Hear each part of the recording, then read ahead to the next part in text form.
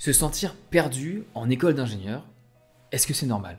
Est-ce que tu devrais ne pas savoir quoi faire, hésiter, avoir trop d'options quand tu arrives en école d'ingé? Aujourd'hui, on va voir, oui, pourquoi c'est normal de se sentir perdu en école d'ingénieur pour 80% des étudiants et un plan d'action concret, 3 choses que tu peux faire maintenant pour t'en sortir le plus rapidement possible et être rassuré. Première chose, sur l'évolution personnelle dans les études et une fois que tu arrives en école, j'aimerais te donner une métaphore. La métaphore, c'est que arriver en école, c'est comme faire de la randonnée en montagne. Au départ, tu étais en prépa, la randonnée, tu commences à faire ton sentier, il y a un beau ciel bleu, tu sais où tu vas aller, il y a le pic qui est tout en haut. Et là, tu arrives, tu fais tes concours, et maintenant, tu arrives en école et il y a du brouillard qui s'est levé. Tu es entré dans les nuages. Tu as toujours un chemin, tu as même plein de chemins possibles. Tu sais pas exactement où tu vas, tu vois pas où est-ce qu'il te mène directement, mais tu sais où tu vas aller, tu veux monter. Et il y a un mythe que j'aimerais vraiment briser avant de te donner un plan d'action. Le plan d'action, on va le voir, c'est une solution concrète, une méthodologie, des ressources, les personnes à contacter. Je vais te donner tout ça. Mais avant, le mythe qu'on va enlever, c'est le mythe du parcours parfait.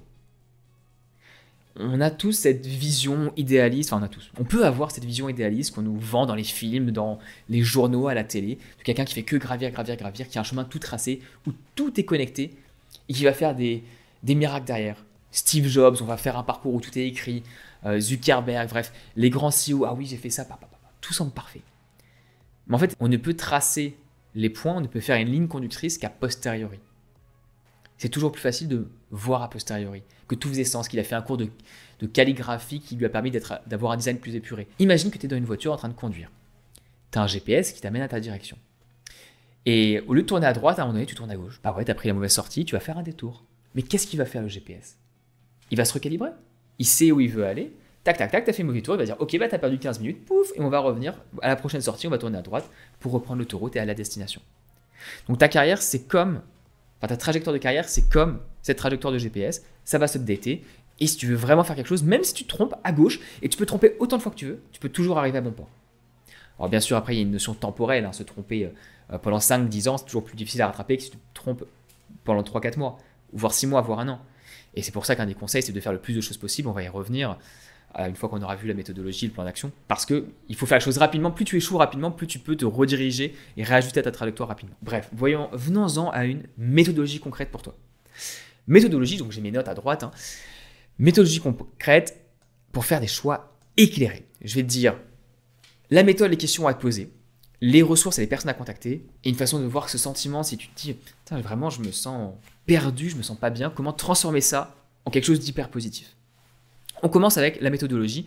Il y a 3 questions à se poser pour vraiment décider où aller dans l'immédiat. On ne te demande pas de savoir ce que tu vas faire dans 5-10 ans. Tu es en bas de la montagne, tu peux déjà commencer à avancer vers un des sentiers. Donc pour choisir quel sentier tu vas prendre, tu peux demander 1. Qu'est-ce que tu veux vraiment? Super simple, très bien Thomas. Oui, qu'est-ce que tu veux vraiment? Si je le savais, je ne serais pas là. Une question plus pertinente là-dessus, ce serait, imagine que tu as une pilule magique, genre comme dans Matrix, et que en la prenant, demain matin, tu puisses faire le projet sur lequel tu aurais rêvé de bosser maintenant. Pas devenir le patron de Facebook, mais un truc réaliste que tu pourrais faire. Vraiment, là récemment, j'ai vu un message sur YouTube de quelqu'un qui disait « J'aimerais faire travailler dans une start-up pour les agriculteurs, pour les aider à augmenter leur rendement avec des visions par satellite. » Je lui ai dit « Go, fais, ok, demain, contacte les agriculteurs, va sur Nearmap, un outil avec des cartes online ou OpenStreetMap et commence à faire des choses dessus. Il faut agir le plus vite possible. Pour revenir à ça, qu'est-ce que tu veux vraiment? Et si tu avais cette pilule magique, qu'est-ce que tu ferais? Deuxième question, et celle-là, elle est sûrement plus pertinente parce qu'elle est moins intuitive. Qu'est-ce que tu ne veux vraiment pas faire? Elle est importante cette question parce que si tu as plein de portes devant toi, déjà commence à en enlever. Ça sera plus simple de te focaliser sur les autres et ça se trouve, elles vont dans la même direction. Un exemple, quand j'étais en école d'ingénieur, je m'étais dit, je ne veux pas rester derrière un ordinateur dans une salle sombre et faire que coder de l'informatique. Alors, il se trouve qu'à posteriori, c'est ce que je voulais faire en fait, et je n'en étais pas rendu compte à l'époque.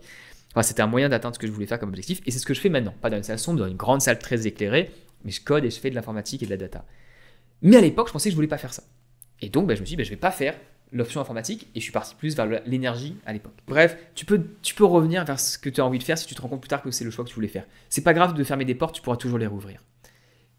Pour revenir sur ça, donc qu'est-ce que tu ne veux vraiment pas? Et enfin, dernière question, c'est qu'est-ce que je ne pourrais plus jamais faire? Et ça, c'est hyper intéressant et personne ne se la pose et pourtant c'est très pertinent. Qu'est-ce que je ne pourrais plus jamais faire pour le faire maintenant très vite? Anecdote perso, à un moment donné, j'ai eu le choix entre faire un stage aux États-Unis avec General Electric, prolonger ma césure avec eux, 6 mois aux États-Unis, ou bien partir 6 mois en Corée du Sud pour travailler sur une plateforme pétrolière. Construction d'une plateforme pétrolière avec Total. J'ai choisi la Corée du Sud. Pourquoi? Parce que être analyste pour General Electric aux États-Unis, je pourrais le faire même maintenant si je voulais. Être sur un chantier de plateforme pétrolière, alors je voulais pas travailler dans le pétrole à la base, jamais plus je pourrais le faire.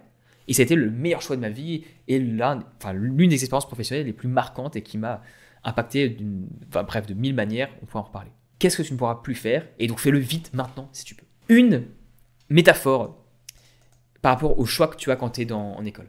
C'est comme si tu te sens nerveux et que tu te sens perdu, c'est comme si tu étais devant un buffet à volonté. Tu peux pas goûter à tout en même temps, tu n'auras pas assez faim. Mais tu peux commencer par dire ok, qu'est-ce qui me plaît le plus? Ça j'enlève ça ne me plaît pas. Cette nourriture-là, j'ai vraiment envie de le goûter, ça a l'air trop bon. Et tu commences par prendre ça. Tu mets dans ton assiette. Tu te dis après, est-ce qu'il n'y a pas des trucs que tout le monde a envie de manger? Ah bah, t'as des petits trucs au caviar devant. J'ai jamais vraiment mangé de caviar, je suis pas sûr que j'aime ça, ça me plaît pas. Mais je vais en prendre un petit toast quand même, parce qu'au moins comme ça je serai sûr, parce que ça va partir dans 2 minutes. Tu vas à ta place, tu manges, ouf, et après tu pourras revenir pour reprendre une assiette si tu veux. Donc arriver en école d'ingénieur, c'est comme être devant un buffet à volonté. Je te conseille de goûter tout ce que tu peux pour savoir si tu aimes ou pas, et après te focaliser sur ce pourquoi tu as une passion et tu te dis c'est vraiment ça que j'ai envie de continuer à manger. Deuxième chose, les personnes à contacter, et après je te dis en quoi ce que tu ressens maintenant c'est vraiment une opportunité, mais deuxième chose, les personnes à contacter, 2 choses. Il y a les alumni, ceux qui ont fait le même parcours.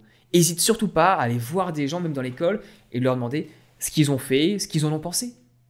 Qui de mieux qu'une personne en 3e année ou même qu'un jeune diplômé à un événement networking pour te dire si la carrière qu'il fait, ça lui plaît, pourquoi, qu'est-ce qui lui a plu, qu'est-ce qui lui a pas plu. Quoi de mieux qu'un étudiant qui, si tu lui demandes, voilà, tu travailles justement sur des éoliennes, est-ce que ça t'a plu? Il va dire, ah, en fait, je pensais que c'était comme ça, mais c'est comme ça en vrai.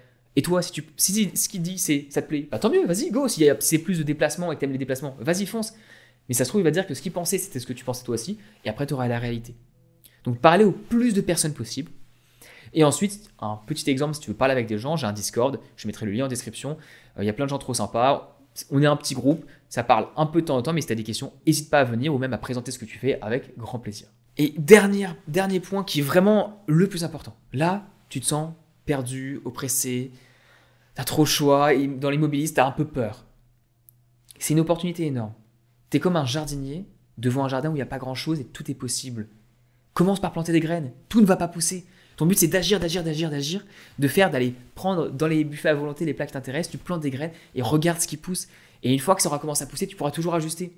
Mais entre toi et un jardinier qui ne va rien planter, qui ne va rien faire et qui va rester comme ça, ou qui va aller jouer aux jeux vidéo, bah non, commence par planter les graines, joue aux jeux vidéo après si tu veux, mais plante les graines, agis, découvre. En fait, t'as un explorateur et t'as un champ des possibles qui est ouvert. Oui, c'est un peu stressant, mais c'est aussi excitant. Et tu auras cette opportunité que peu de fois dans ta vie, donc vas-y à fond, autant y aller à fond. Si tu as des questions, n'hésite pas à me le dire en commentaire, et si tu te sens perdu, j'ai une vidéo qui peut te remotiver aussi, te donner le moral, les choses que j'aurais aimé savoir à 20 ans, qui vont te redonner un coup de peps. Merci d'avoir regardé, tu es exceptionnel, bon courage, le meilleur dans tes projets, et à très bientôt. Salut.